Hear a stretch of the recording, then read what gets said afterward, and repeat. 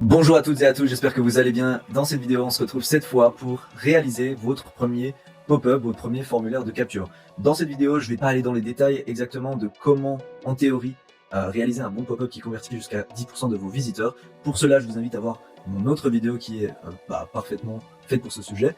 Cependant, ici, je vais vous montrer plutôt comment le créer, on va dire, sur le plan technique, c'est-à-dire comment utiliser Klaviyo pour créer votre premier pop-up ou un pop-up qui va capturer des emails, qui va être fonctionnel, qui va vous permettre de constituer votre base de contacts et ensuite de envoyer des emails à ces contacts. Donc, tout simplement, alors je vais supposer que vous avez déjà vu ma vidéo pour intégrer Klaviyo à Shopify et que vous avez déjà donc un compte Shopify évidemment, mais un compte Klaviyo surtout. Donc vous allez vous connecter et arriver sur cette page, donc page Home. Vous allez vous rendre dans Sign Up Forms, puis sur Create Sign Up Form. On peut partir d'un template. Je vais faire quelque chose d'assez généraliste. Donc on veut quelque chose qui soit adapté pour mobile, mais aussi pour ordinateur, desktop.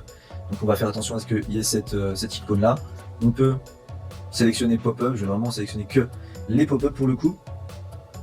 Et on va être dans le cas où c'est très simple et on veut donner le pop-up après. Donc ici, ce sont les deux étapes du pop-up. Et voilà. Ici, donc on va partir d'un template, ce sera beaucoup plus simple. Et je vous recommande de faire ça, puisque vous allez gagner du temps, puisque des éléments seront déjà en place. On va mettre un nom, donc pop-up desktop et mobile, parce que ça peut arriver que des fois, ce soit comme ça, même si c'est mentionné dans tous les cas.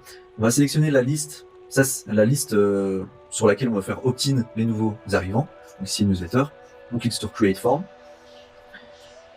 Alors, tout simplement, on va changer tout ça. Donc, ici, on peut changer l'image. Je vais la remplacer par cette super bannière pour une marque de bikini que j'avais cette image. Donc, bref, on va, pourquoi pas, la mettre ici. Mais dans ce cas, si j'aimerais avoir une image de bikini en haut, je ne vais pas faire ça comme ça. Je vais plutôt mettre une image sur le côté. Et cette image, ce sera du coup l'image avec les bikinis, parce qu'avoir une image comme ça, c'est pas très cool. Donc voilà, on va partir sur l'idée d'une marque de bikini. Donc ici, on va pouvoir ensuite commencer à mettre ça en forme, déjà en français, et ensuite à l'image de notre marque. Par exemple, si vous utilisez une police de caractère particulière.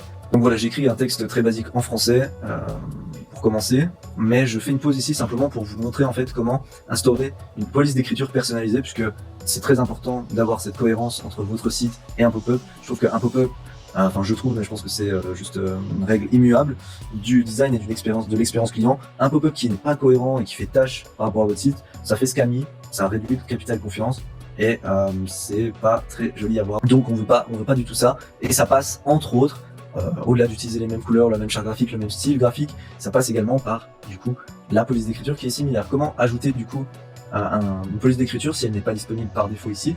Vous avez simplement à vous rendre ici et vous avez trois options. Donc utiliser des polices d'écriture Google. Généralement, j'ai envie de dire 95% des gens, ça leur suffiront. Vous pouvez également, si vous voulez aller plus loin, utiliser les fonds Adobe. Si, voilà, comme ils le disent, vous avez un abonnement chez Adobe et du coup vous avez accès à ces polices d'écriture, vous pouvez les exporter en récupérant leur lien. Et vous pouvez carrément les importer, mais je ne vais même pas aller là-dessus. Il y a un tuto en plus ici, et c'est vraiment, je pense, pour 0,01% des gens, même moins, qui auront besoin de cette option. Si vraiment il n'y a pas votre police d'écriture Google, allez plutôt sur Adobe qui a normalement tout ce qu'il vous faut. Donc pour Google, il y a une petite subtilité, on va voir deux subtilités. Donc par exemple, je sais pas, je veux la police Lato, je sais pas si elle est de base d'ailleurs, mais il y a une subtilité qui est que vous allez devoir bien cocher ça, sinon vous allez vous retrouver à devoir aller retourner dans les options de Klaviyo, supprimer cette police d'écriture pour pouvoir en fait accéder à la police bold, à black, etc. Donc selon ce que vous voulez, si vous êtes sûr que vous n'avez jamais utilisé ça, ne l'utilisez pas. Moi ici, c'est un compte de toute façon qui ne va pas me servir autre que ces vidéos, donc je vais tout sélectionner, on ne va pas forcément réfléchir. Et voilà, donc vraiment sélectionnez tout ça, sinon vous allez avoir en fait sur le côté que la police normale, et ça va être dommage par exemple ici pour avoir un texte vraiment lourd, vous ne pourrez pas faire ça. Donc bref.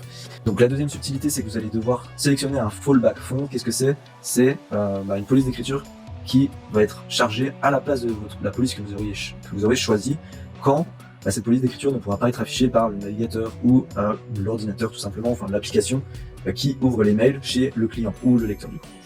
Donc essayez de justement avoir quelque chose qui s'en rapproche le plus. Ici peut-être Verdana, mais en réalité pas forcément Trébuchet plutôt. Et voilà, donc ici on se retrouve avec du coup du lato extrêmement fin. Bon bref, je vais pas m'attarder sur le design, le but c'est de vous montrer toutes les fonctionnalités. Vous avez un éditeur de texte très simple ici, vous pouvez changer la taille, on va mettre ça, hop. Ok, changer la taille, on va changer la police aussi. Offert, on va le changer comme ça, les moins 10%, les mettre en plus gros, pour vraiment qu'ils se démarquent en fait. C'est ok. On peut changer, passons, le but c'est de vous montrer comment ça fonctionne. Vous pouvez mettre effectivement aussi des marges pour plus ou moins espacer votre texte entre eux. Typiquement, j'aimerais un peu réduire la marge, ça j'aimerais mettre un peu plus petit. Voilà.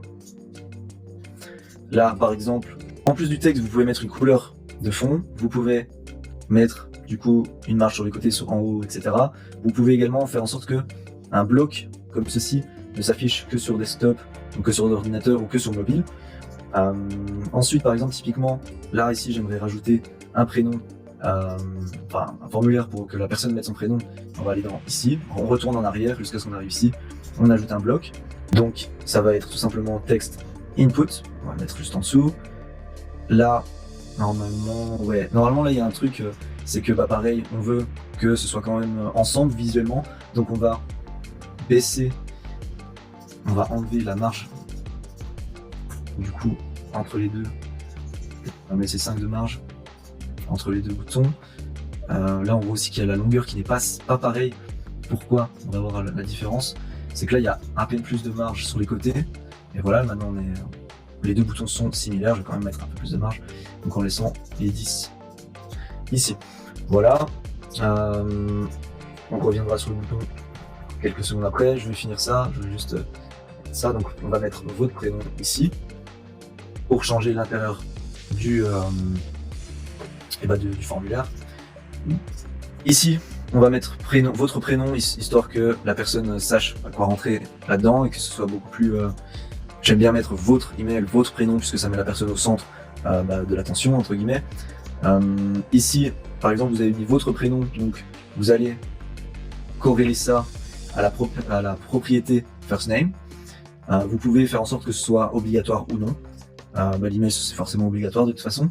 Vous pouvez changer la couleur du fond du bouton. Ici elle est transparente donc ça n'a pas marché, il suffit d'aller là. Je vais pas faire attention à ça mais voilà. Donc honnêtement je sais pas trop pourquoi vous avez besoin de faire ça, mais au moins c'est là. Vous pouvez également changer le style ici. Par exemple, voilà, je vous montre ça rapidement puisque ça touche aussi les champs de formulaire. Vous pouvez changer la couleur de texte, donc c'est une fois que la personne a écrit dessus. Le texte, la couleur du label, donc ici on n'a pas affiché les labels, donc on va rien voir. On peut aussi changer, voilà, comme vous le voyez, l'écart entre les lettres. Vous pouvez changer, est-ce que vous voulez que ce soit gras, etc. ou non.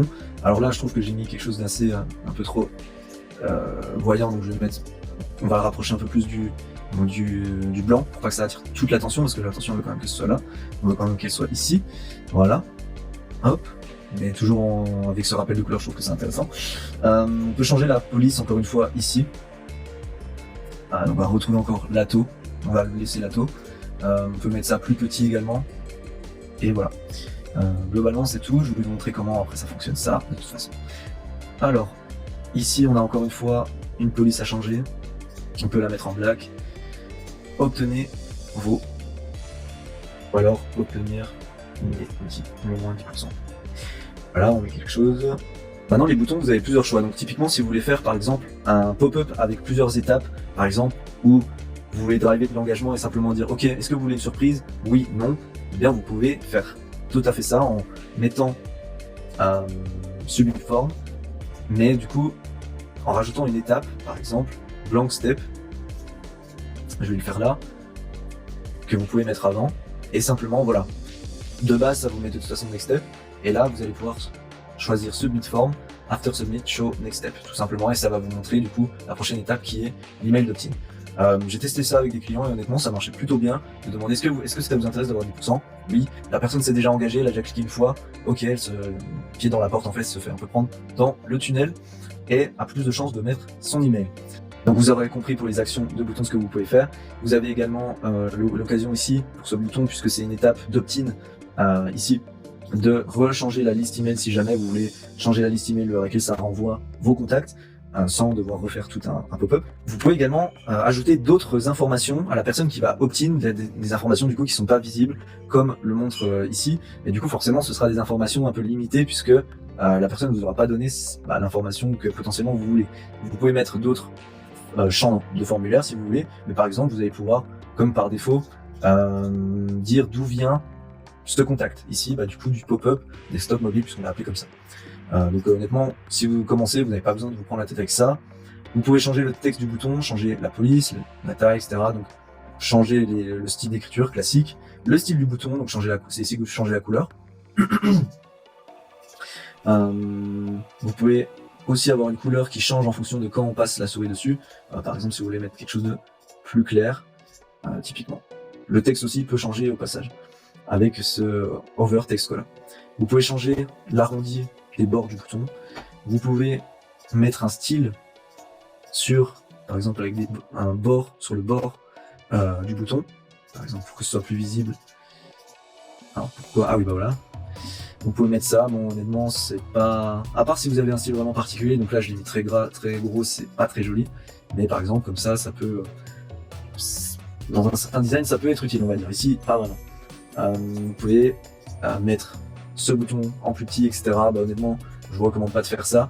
Je vous recommande plutôt de l'agrandir comme ça. Et si jamais, vraiment, vous voulez ajuster sa taille, vous allez simplement mettre plus de marge sur les côtés comme ça.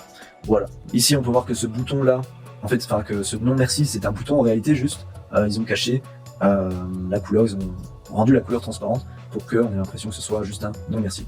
Donc plutôt intéressant. Donc je vous ai montré un peu les blocs de base et comment ils fonctionnent. Je pense que vous avez déjà une idée de comment tout ça fonctionne, même si chaque bouton a ses propres propriétés et caractéristiques. Maintenant, on va parler plus du pop-up en général. Donc par exemple, quand on retourne en arrière, on a deux choses. Donc on a le style, qui est plutôt le style général, c'est-à-dire tout le pop-up. Donc on peut changer, vous voyez sur les coins ici, l'arrondi. Donc si je mets 50, ça peut être 50 déjà, beaucoup. Donc vous voyez qu'on arrondit beaucoup le pop-up, on va laisser comme ça, c'est un style. Mais encore une fois, même chose, changer les bords, etc. Encore une fois, mettre des marges, etc. Donc c'est du padding, c'est pas exactement des marges, j'ai dit des marges tout à l'heure. La différence, c'est que marge c'est en dehors de l'élément, padding c'est à l'intérieur de l'élément. On peut dire que padding finalement c'est comme du rembourrage, du rembourrage mais vers l'intérieur. Sur certains logiciels ils appellent ça comme ça. On peut changer aussi on peut changer également l'arrière-plan du formulaire, tout simplement. Voilà, je recommande pas forcément faire ça, mais pourquoi pas. On peut mettre une micro-touche de rouge, mais bon, c'est inutile. Vous pouvez mettre même une image ici si ça vous chante, et une ombre également à votre formulaire. Là on la voit un peu plus. Voilà, pas besoin d'en mettre énormément non plus. Je pense que ça suffit comme ça. Bien sûr, on joue avec la transparence ici, mais on la met noire. Vous pouvez également agrandir votre image. Vous pouvez également définir la hauteur minimum. Alors ça, encore une fois, ça va dépendre de votre design, sachant que vous avez beau mettre 100 pixels, en fait, ça prendra toujours la taille de ce que vous avez mis ici. Vous pouvez également changer le type de formulaire en mettant sur toute la page. Évidemment, ça va pas être aussi adapté, mais voilà. Je vais pas rentrer dans les détails encore une fois ici. Le but, c'est de faire que vous sachiez prendre en main l'outil et que vous puissiez mettre un pop-up, mais sachez que si vous voulez aller plus loin, vous pouvez simplement mettre en flyout, changer la direction comme vous le souhaitez, selon ce qui vous semble le mieux aussi pour vous, mais sachez que moi je fonctionne qu'avec des pop-up et ça fonctionne très bien. Une chose à ne surtout pas oublier pour finaliser votre pop-up, c'est de bel et bien changer cette dernière étape, sinon les gens vont avoir un super pop-up en français, etc. au départ, mais vont se retrouver avec déjà le mauvais pop-up, déjà pas le code promo que vous leur avez promis, et ensuite un texte en anglais qui n'est pas forcément cohérent avec votre proposition de valeur au départ. Donc tout simplement, n'oubliez pas de changer ça. Pour entrer le coupon, vous pouvez mettre des coupons personnalisés sur Klaviyo en allant sur unique coupon. Pour les coupons, ici j'ai par exemple, j'ai mis bienvenue. C'est un coupon qui aurait été créé au préalable sur Shopify, sinon je vous rappelle que ça ne marchera pas. Assurez-vous que ce soit un coupon qui existe. Et ça, c'est seulement si vous voulez un coupon qui n'expire jamais. Ce que je vous recommande, moi, c'est d'utiliser un coupon Shopify, ou du moins un coupon qui expire, qui est unique à chaque nouvel abonné. Et donc, ici, je l'ai déjà créé dans Klaviyo. J'ai déjà défini qu'il allait durer, par exemple, que 7 jours ou 5 jours, je ne sais plus exactement. Mais on va pouvoir le mettre ici. Ce qui signifie... là, c'est un coupon qu'on va mettre si le coupon n'existe plus, mais en réalité, on veut qu'il existe toujours, donc il existera toujours. Enfin, il pourra toujours être généré par les nouveaux clients. C'est pas qu'il sera utilisable pour toujours, par contre, et il respectera toujours les règles qu'on a définies sur Klaviyo. Mais comme on le voit ici, Hello 10 Preview, toute cette partie-là, Preview, ça signifie qu'il y aura un code aléatoirement généré pour donner un temps d'expiration au coupon. Je vais quand même laisser l'atto pour le coup. Donc c'est assez dur de prévoir la taille que ça va prendre, donc je rajouterai quand même ça un peu plus court, puisque Klaviyo a tendance avec les coupons générés uniquement, enfin par contact, à faire un code assez long. Là vous pouvez changer le texte. Ce que je ferai ici par contre, sur cette teaser, ça c'est vraiment si vous voulez mettre cette petite option. Honnêtement, je ne le mets pas toujours. Vous pouvez changer l'image ici, changer voilà, les paramètres esthétiques ici, le fond, l'ombre. Est-ce que vous voulez de la marge, en gros par rapport à sa position initiale. Quand vous l'affichez, en fait c'est pour la personne, si elle quitte ça, vous pouvez le remettre. Ça peut être pas mal. Vous pouvez changer son emplacement, encore une fois, comme dans l'autre forme, vous pouvez le mettre sous différentes apparences. Voilà, par exemple, vous pouvez mettre un bouton pour qu'il arrête de s'afficher. Ça peut être ennuyant. Et voilà. Maintenant, donc à ce stade, vous avez l'essentiel de votre pop-up. Maintenant, il y a quelque chose de très très important qui va faire aussi le succès de votre pop-up que je vais vous montrer. C'est le comportement et la segmentation, le targeting de votre pop-up. Donc ici, on va cliquer sur le menu principal sur Targeting and Behavior. Donc vous pouvez l'afficher avec un déclencheur personnalisé. Ça, c'est vraiment avancé. Je ne vous recommande même pas de le faire à ce stade.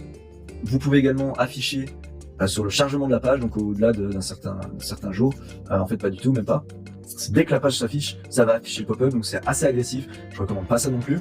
Par contre, ce que je vous recommande de faire, c'est de déclencher le pop-up selon certaines règles, qui sont quand un visiteur quitte la page, quand 5 secondes ou autant de secondes que vous voulez se sont écoulées après le chargement de la page, ou que la personne a scrollé, a défilé sur un pourcentage défini de la page. Ici, simplement, c'est pas le sujet de la vidéo, mais je vais vous recommander de mettre 90% par exemple, 95%. Ça va dépendre de votre site, de toute façon.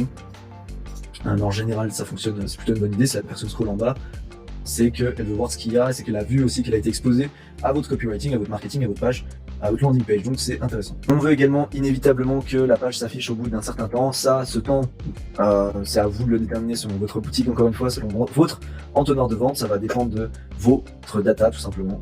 Je peux pas faire ça à votre place. Je vous recommande de mettre quand même un minimum de 60 secondes pour maximiser vos marges, on va dire, parce qu'il y a beaucoup de gens qui achèteraient sans ce pop-up en fait, dans tous les cas. J'espère pour vous en tout cas, mais voilà. Ensuite, vous allez pouvoir choisir la fréquence à laquelle ce pop-up s'affiche si la personne ne s'inscrit pas. En tout cas, c'est après l'avoir vu une fois, combien de fois on va lui montrer. Ici, je vous propose quand même de mettre ça 12 jours après. Ça dépend encore une fois de votre data. Il n'y a pas de one size fit all pour ça. Device, vous pouvez encore choisir sur quel type d'appareil ça s'affichera. Ici, vous pouvez sélectionner en gros si en cliquant en dehors du pop-up, ça va quitter le pop-up tout simplement, que ce soit sur ordinateur ou mobile. Et ici dans Targeting, c'est intéressant aussi si vous voulez faire d'autres types de pop-up. Ici, ça va être très simple, mais en gros, on peut choisir de ne pas montrer ce pop-up aux gens qui sont déjà en contact dans Klaviyo. Donc typiquement pour une séquence de capture, si on a déjà leur contact sur Klaviyo, effectivement, on ne peut pas leur montrer encore une fois. On peut également faire des pop-up par segment, etc. En sélectionnant vraiment précisément aussi à qui le montrer, mais aussi à qui ne pas le montrer. Si vous avez un site également pas très conventionnel, ou que vous voulez vraiment faire quelque chose de spécifique, ce qui est bien, c'est que vous pouvez également le montrer, ce pop-up, que sur certains URL. Et enfin, vous pouvez aussi montrer ça selon la géolocalisation de la personne. Donc si elle est en France, montrez que le pop-up français. Si elle est en Angleterre ou un pays anglophone, montrez un pop-up anglais. Voilà. J'imagine que vous n'aurez pas besoin de vous embêter avec ça si vous avez qu'une boutique française par exemple. Voilà, donc globalement c'est tout pour les pop-up. Je vais vous montrer la dernière chose qui est essentielle à mettre en place quand vous lancez votre premier pop-up, c'est simplement faire un A/B test. Donc comment faire un A/B test?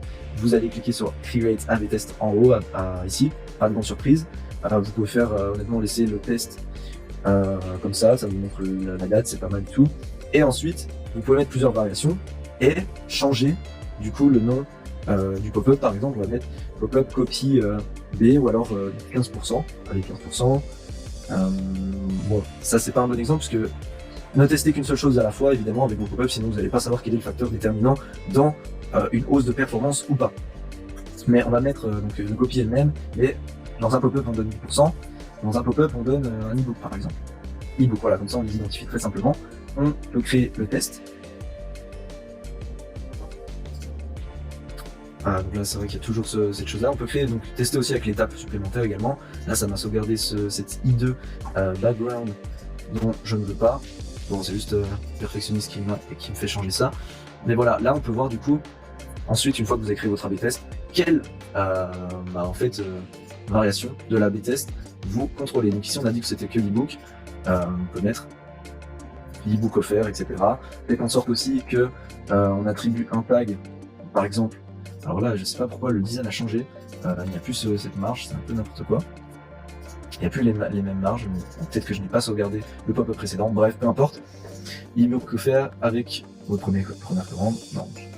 Et voilà, je ne vais pas aller dans les détails ici, mais vous avez bien compris l'idée, où vous allez pouvoir changer ça, et revenir par exemple sur ça, et avoir, bon, je vais le modifier aussi ici, et avoir du coup la même chose, et ainsi de suite. Si vous voulez faire un design, assurez-vous bien que le design soit similaire. Ici, je ne sais pas pourquoi j'ai eu ces erreurs. J'ai sûrement pas sauvegardé correctement, ou ça n'a pas sauvegardé correctement du côté de Klaviyo. Du coup, on voit que je dois changer des deux côtés et faire en sorte que ce soit le même. Assurez-vous que voilà, votre design est prêt, et ensuite que vous pouvez faire cette modification, afin que vraiment la seule chose qui change, c'est en fait le facteur que vous voulez A/B tester dans votre pop-up. Mais ici, on est bon. On va dire qu'on est bon en tout cas. Et une fois que vous avez fait tous les changements qu'il vous faut, vous allez simplement mettre continue to test. Et là, normalement, c'est tout bon. Vous pouvez soit mettre une date définie, date limite définie pour la fin de votre test, ajouter une description pour montrer pourquoi vous avez fait ce test, qu'est-ce que vous avez fait sur ce test. Mais honnêtement, je vous recommande de ne pas mettre forcément de date limite, mais juste de laisser Klaviyo faire. L'algorithme est très bon. En fait, en laissant cocher cette case, ça va simplement arrêter le test une fois que il y aura assez de données et que ce sera un échantillon de données assez significatif pour que on puisse en tirer des conclusions. Klaviyo fait ça très bien. Ici, si jamais vous voulez changer, modifier quelque chose, vous pouvez encore ajouter tout ça, changer des variations, éditer les A/B tests.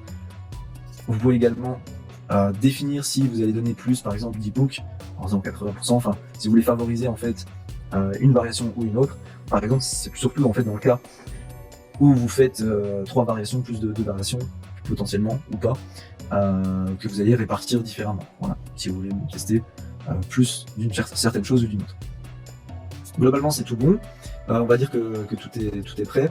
Là, j'aime pas trop cette copie. On va laisser ça comme ça. Donc là, c'est tout bon. On va publier le test A/B. Par contre, on ne pourra pas le modifier après. Donc, assurez-vous que tout soit bien en place. Et voilà. Et là, c'est parti. Le test A/B est lancé. Vous allez pouvoir voir en fait au fil du temps, selon le nombre de visiteurs également que vous avez, ce que ça donne. Mais ce qui est surtout plus important que ça, c'est que votre pop-up est en ligne. Attention ici, par exemple, j'ai 2 pop-up. On va virer le pop-up en fait qui est ici totalement. Allez hop. Et du coup, félicitations, votre pop-up est bien en place et en train de tourner. On voit ici les live running an A/B test with 2 variations. Et vous n'avez plus qu'à laisser ça tourner. Assurez-vous que vos séquences derrière soient bien en place pour donner les bonnes choses, par exemple l'e-book par email ou alors le code promo. Voilà.